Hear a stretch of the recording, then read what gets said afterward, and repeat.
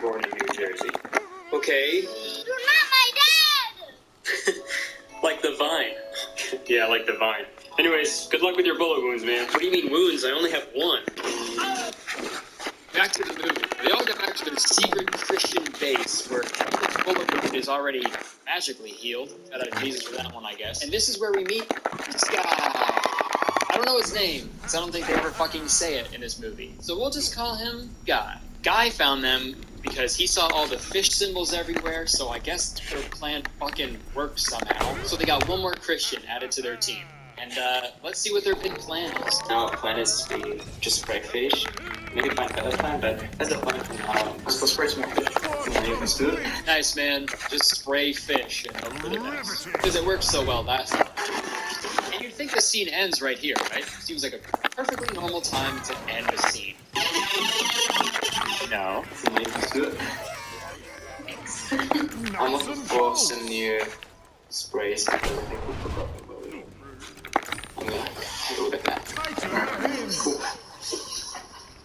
Why leave that in? Even fucking Guy was like, well, there's no way this is going to be left in the movie because this was nothing at all. So I'm going to look right down the fucking barrel of this lens. And dude, there are so many scenes like this in the movie. Like literally 80% of this movie are the characters just sitting around talking. Like just chatting about God like they're at the Bible. And honestly, man, it's sentences like, I'm looking for some new sprays because I think we forgot them. that make me think that they just fucking made up the plot as they went along. I mean, which is probably what they did when they wrote the Bible, but still, okay, it's lazy. It's just straight up lazy, okay? And that's not a very good example that you're setting for your wife. She's young and impressionable. But anyways, Anna and Guy keep chatting, and this is where we really learn a lot about these characters. Hard-hitting dialogue. Do you live around here, or where do you live? I live actually like 20 minutes. I don't know this business. Jesus Christ, man. So now we meet this other character named Layla, who's actually played by Roy's real-life wife, I think. We meet this character at her house where she pours way too much milk into her cereal bowl and opens a letter from her mom that says, "Please don't risk your life for people you don't know. You mean too much to me." Love, Mom. Her mom wrote that letter because Layla actually works for the anti-Christian government. I'm not quite sure what she does there. I'm going to be honest, this entire part of the whole plot is very confusing because the only thing that happens in her day of work is some guy will walk up and go, "Here are the cases for today." Those are the latest cases. Okay, the glasses are. And I assume they're like COVID cases, I guess. But when she opens up the folder, it literally just looks like a bunch of first names typed out in a Microsoft Word. So I guess in this world, the way they post COVID cases, they just post a huge list of just first names. And if your name is on there, you go, "Oh, well, I guess that's for me." Same as if you walk by a spray-painted fish on the wall, you're like, "Oh, I guess that's for me." Honestly, on second thought, if that's how they displayed COVID cases, I feel like we'd be better off. Because, like, numbers? Or what are those? Should I just see your own name on there?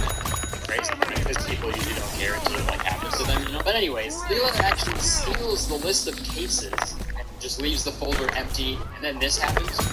Those are the latest cases? Yes, everything in there. Excellent.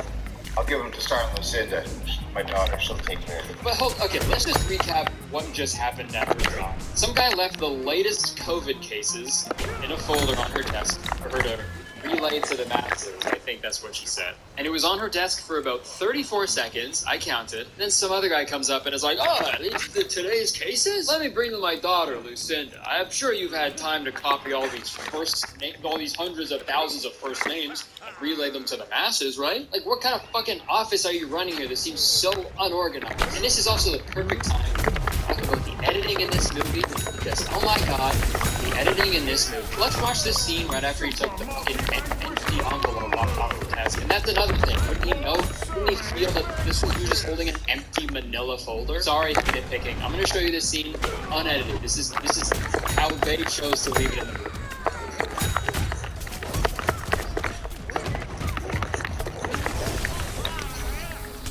So he was there. Screen went black for no reason, and then he was gone. What the fuck happened? Did he get fucking kidnapped by a ninja, and then no one cared? I just don't know how movies like this, like, just get made and are allowed to be made. Sorry. Got kidnapped by a ninja. He was really nice, though. He had, like, a appropriately aged wife. It was great. Okay, so now we cut to a cool scene of Roy, Anna, and Guy. Now they're out just spraying more fish again. Second time's a charm. That's the thing about spraying fish. Making it stinky. Alright, what is... Yeah.